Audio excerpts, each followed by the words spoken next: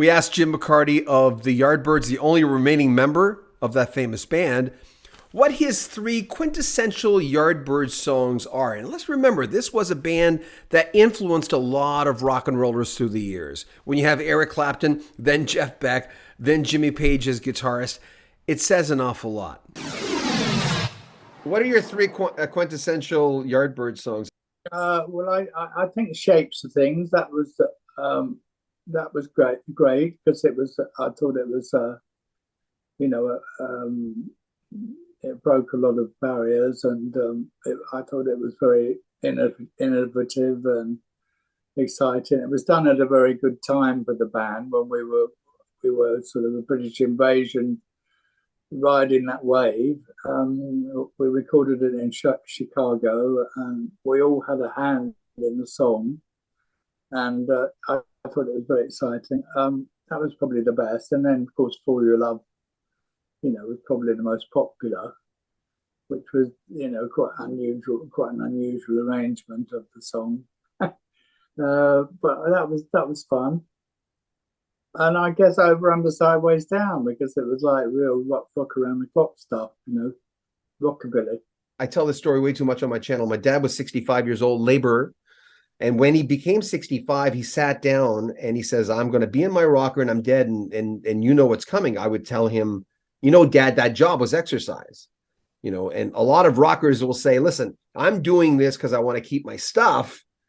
But being on stage for 2 hours and doing that thing, I mean, that's better than sitting in a rocker for 2 hours. I mean, really? Yeah, it really is. It's quite tiring, but not at the time, of course. It's afterwards. Yeah. When you went through your stuff, your dip, and everyone does in their own way in their lives, and God knows I spent the 80s in counseling myself personally. After a divorce, that's what I did. How did you get through your dip in your life? What was it that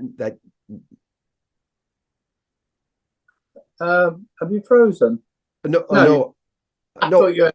Oh. I think, that's a very deep story. I mean, I got into being spiritual. That's a whole story. What? And I did too. That's what got me through it. Yeah. I wasn't religious. I got into various forms of spirituality, which helped me, which cathartic to me. Did you mind sharing any of it? No, not at all. In fact, I had a real rebirth after my wife died, because I thought to myself, my wife and I were really, really close. We had a really fantastic relationship together, and I thought she can't have gone anywhere. She must be somewhere. So I decided I have to find out. So I studied, and I studied mediumistic courses. I studied how to be a medium. By the way, let me interrupt you. Did you ever read any Raymond Moody near-death experience stuff? You ever read any of that kind of stuff? Yeah, that all comes into it. So I studied people like Ray Moody and near-death experiences. I saw all that stuff on YouTube, and I can't remember the person I really did follow, but in the end I got into mediumship, and I realized that the consciousness does go on, and I worked out ways of contacting my wife, and it was a whole new life, because it was awful. It was tragic at the time, but I drew on everything I knew before. And actually, why don't you read my book? It's called She Walks in Beauty. There's a second book out, She Walks in Beauty, and it's all in there. Okay. What is it? My part to the bigger picture, or something like that. She Walks in Beauty. Yeah, I will. I think you'd enjoy it. After, when my brother was 36, he was 2-3 years older than me, and we did not get along. But 6 months before he died, he told me he was dying, and I was deeply into spirituality at the time, And I found myself, you know, how you instinctually do something that doesn't make any sense sometimes during death, and you see things and all of it, there's birds on the window, all these signs, which could mean nothing to somebody and a lot to someone else. So he's dead. I'm there. We all go to see him in his room. I was the last person to ever talk to him. He laughed at that. He says, chances are you'll be the last person to talk to me. Cancer in the lungs. He can't speak anymore. So I go into his room. I don't know. I feel like I need to share this to you. And I go down, I'm looking at his body, and I get this instinctual feeling that he's not there anymore for whatever reason. But I do something I never thought I'd do. I'm looking down at him and I open his mouth, which is the weird, and I caught myself doing, I'm going, what am I doing? And I realized in a meditation that night, I was looking for him. I'm going, where did he go? I'm going, that makes no sense.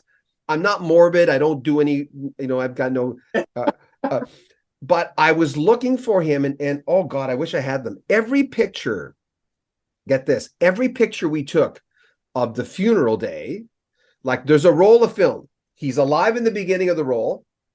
There's the funeral, and then there's my parents and I visiting Vancouver. Just, I said I have to show them around Vancouver. I was living there at the time to sort of perk them up a little bit. We and you're not going to be surprised by this. We developed the film, the beginning, there's Andrew, live and well with his family. The middle part, which is the funeral day, we're all surrounded by clouds. Yeah. And the end, I'm getting goosebumps talking to you about this. And at the end, perfectly fine. We're in Bellingham, Washington, you know, outside of Vancouver, doing this stuff. And I'm going, that makes no sense, but it does. You know, yeah, well, I mean, go ahead. No, I understand it completely. I understand it. And it's like you say, there's so many things going on, but you have to notice them. You've got to notice them, and people don't naturally notice these things. You know, there's all little signs all the time, little signs. Well, don't you think it's worse now? Because I find myself, and I think it's harder for people now because of phones and connect. You gotta be you gotta be mindful. Yes. Exactly. Yeah. Imagine that, right? A little thing called mindfulness. Yeah. I love it. So you were able to, sorry, I don't want to go on about this, but you feel still that connection with your wife, right? Amazing. And things happen all the time, and you know, there's quite funny things, you know, lights go on and all that, the usual stuff, and feathers and coins and birds and butterflies. Birds and butterflies, loads of them. So so you're not afraid of death. I'm not afraid of death at all anymore. No, not at all. No, I'm not. Yeah. And when you came up with the very end with this question, you know, what got you out of it, and that's, you know, it's a big story. Is there anything else you want to share about it? I mean, I don't want to. Some people don't like to. So I mean, you know, we could do a whole talk about it, but you know, I think I don't think there's anything else important now. I more or less said it, but yeah. We'll have more from Jim McCarty, the only remaining member of the classic lineup of the Yardbirds, in the next few days. And look in the description for when we release the entire interview with Jim talking about all the great guitarists, of course, most notably Eric Clapton, Jimmy Page, Jeff Beck, and all the stories of the Beatles in the description of this video. I'm John Bowden. This is Rock History Music.